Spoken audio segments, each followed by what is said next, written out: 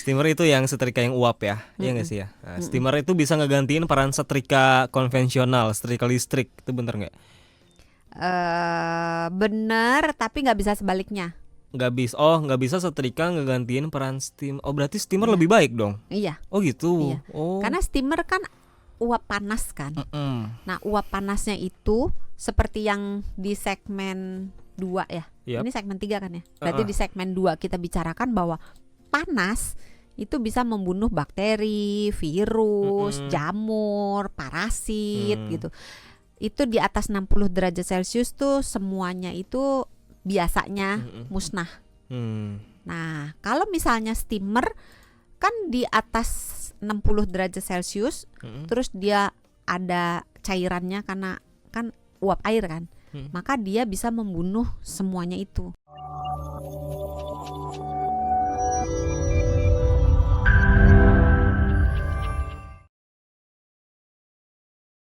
Bener nggak sih kalau dry clean baju Mm-mm. itu udah cukup daripada kita harus ribet-ribet laundry? Baju bekas atau baju baru? Baju apa aja deh. Karena beda. Beda. Kalau baju baru kan nggak ada follower yang berbahaya yang ikut kan, Ya. asumsinya Ha-ha. gitu kan. Tapi kalau baju bekas kan ada followernya yang harus di treatment tadi itu dengan air panas, dengan baking soda, dengan cuka. Kalau bisa vinegar boleh. Jadi kalau baju bekas dry clean nggak cukup. Nggak cukup. Kalau baju baru dry clean. Mau dry clean, mau laundry nggak cukup. Kalau Oke. baju bekas, kalau baju baru boleh. Oh boleh dry clean aja ya. Nah, Itu. dry clean sama laundry bedanya apa? Nah bedanya apa? Kalau di bayangan saya dry clean kan berarti nggak, ya cuma dikasih pelarut kimia ya kan? Iya. Apakah itu udah langsung bersih? Nah, Dibanding laundry kan makanya. prosesnya pakai sabun, dikeringin, dibilas segala macem, kan harusnya jauh lebih bersih laundry dong.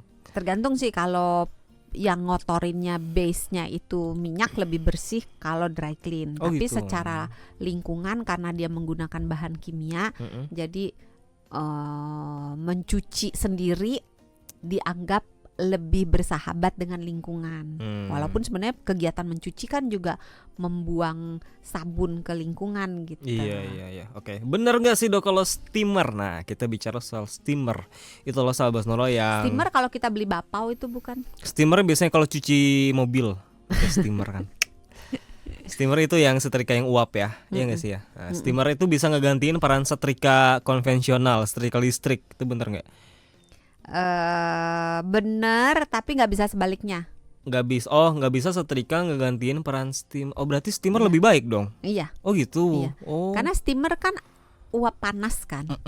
Nah, uap panasnya itu seperti yang di segmen 2 ya. Yap. Ini segmen 3 kan ya. Berarti di segmen 2 kita bicarakan bahwa panas itu bisa membunuh bakteri, virus, jamur, parasit gitu. Itu di atas 60 derajat Celcius tuh semuanya itu biasanya musnah. Nah, kalau misalnya steamer kan di atas 60 derajat Celcius, terus dia ada cairannya karena kan uap air kan. Maka dia bisa membunuh semuanya itu. Ya Oke. bakteri, ya virus, ya parasit, ya Ya. jamur. Sedangkan kalau nyetrika kurang. Iya. Jadi nyetrika lebih ke menyempurnakan aja dari proses yang kita lewati sebelumnya dengan direbus atau direndam pakai air hangat.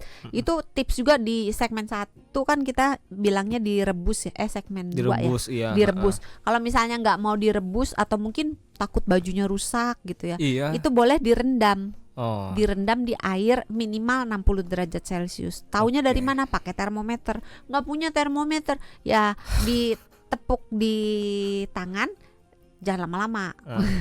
Nah, kalau air mendidih kan 100 derajat Celcius.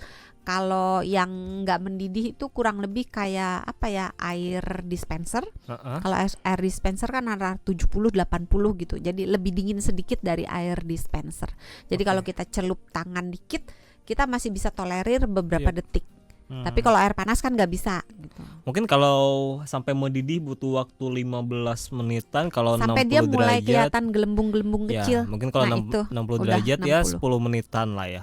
kurang lebih ya menitnya estimasinya ya. Biasanya kan kalau mendidih itu pokoknya ya sampai 15. kelihatan kayak udah mulai keluar Udah uap. blubub tapi belum bunyi sih belum itunya. blubub yang gede ya. Jadi baru gelembung-gelembung yang kecil-kecil, terus airnya mulai berasap gitu. Itu kurang lebih udah mencapai di 60. Oke, bener gak sih dok kalau pas beli baju baru gak boleh langsung dipakai, harus dicuci dulu?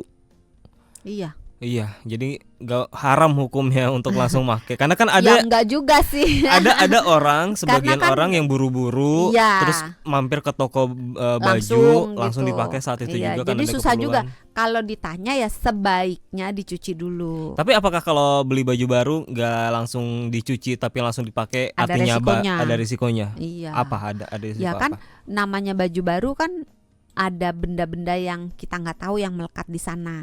Kalau misalnya baju bekas kan bisa bakteri, virus, jamur, parasit. Kalau baju-baju baru bisa aja bahan-bahan kimia yang sisa-sisa dari mungkin pewarnanya atau mungkin kotor ketika proses menjahit, proses menggunting, menjahit, mengepak sampai di penjual pakaian gitu kan, bisa aja baju itu tercemar gitu kan. Nah, cemaran-cemaran itu bisa menimbulkan gangguan di kita, bisa alergi, bisa gatel-gatel gitu. Atau ya iritasi. kalau buru-buru cukup dry clean aja bentar kan ya, kalau dry clean tuh ya nggak perlu lama-lama. Kalau baju baru iya kan? bisa. Ya apa maksudnya Tapi dry clean kan mahal. Iya. Cuci sendiri, anak kos. Beli pelarut Mas kimia Sony ini anak sendiri ya. kos loh. Ya kita bahas yang lain lagi sahabat Sonora. Kali ini kita bahas soal bahan. Nah, Iya, bahan. tadi kan ada baju thrifting. Kita lebih ke sekarang bahannya. Banyak bahan baju sekarang, Dok. Ada cotton atau katun. Ada yang sutra juga ada. Ada juga yang paling populer juga sekarang polyester. Nah, ini dari bahan-bahan yang ada itu mana sih sebenarnya yang paling aman untuk kita pakai sehari-hari, Dok? Sebenarnya pemilihan bahan itu ditentukan oleh aktivitas orangnya, jenis kulitnya, banyak tidaknya keringat yang dihasilkan, terus iklimnya, maksudnya orang itu tinggal di tempat yang dingin, apa di tempat yang anget, yang lembab gitu. Jadi banyak kantongnya gitu. Jadi banyak faktor yang menentukan pilihan orang sebaiknya jatuh ke jenis bahan pakaian yang mana. Secara garis besar jenis bahan pakaian itu dibagi jadi dua, bahan yang natural atau bahan yang alami, dan bahan yang sintetik atau bahan yang tidak alami yang buatan manusia. Nah, kalau yang bahan alami itu bahannya itu biasanya dibagi jadi dua lagi. Bahan alami yang terbuat dari tumbuhan dan bahan alami yang terbuat dari hewan. Kalau dari tumbuhan bisa dari Sutra. serat kapas ya, terus ulat sutra, bisa dari rami, macam-macam, bisa dari selulosa. Iya, katun ya itu kan? kapas. Oke. Nah, kalau misalnya dari hewan Domba bisa ya? kulit domba gitu. Jadi Wool ya? kelinci ya. Wool tuh berarti wool. domba kan ya? Jadi itu yang alami. Kalau yang sintetis macam-macam lagi, dibagi lagi. Ada polyester. Ada apa? Spandex. Oh iya benar. Jadi itu pilihan mana yang lebih bagus, sebenarnya semua bagus sih, tergantung orangnya maunya. Itu tadi ya, tergantung jenis-jenis pribadi lah, beda-beda. Nah, kalau misalnya orangnya tinggal di daerah yang panas, yang hangat, yang Bekasi. lembab gitu, janganlah pakai yang tebel-tebel kayak Kelapa wool Gading, segala ya macam kan? gitu kan, tebel. Tanjung Priuk itu kan panas, Priuk, pokoknya daerah-daerah Pik. pantai, Pik itu kan panas. Nah, pakainya pilihnya yang lebih ke bahan-bahan yang alami tapi yang menyerap keringat, yang bisa napas gitu. Apa tuh biasanya dari Katun. hewannya atau tumbuhan? Katun biasanya. Katun. Tuh paling enak ya. Mau sutra boleh gitu. Nah, terus kalau misalnya aktivitasnya tinggi, cari bahan yang bisa napas. Katun itu. Tapi beberapa Katun bahan lagi. untungnya nih, beberapa polyester kalau basah cepet kering. Kalau oh iya. Kalau Iya. makanya nggak cocok kalau keringetan ya nggak sih kalau polyester tuh? Susah gampang karena walaupun dia basah dia cepet kering. Jadi ada kan orang yang maunya bajunya kalau basah itu cepet kering.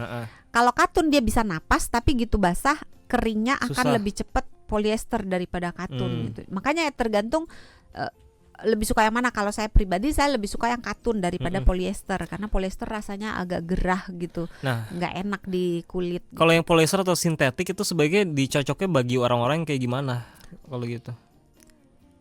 Yang ekonomis.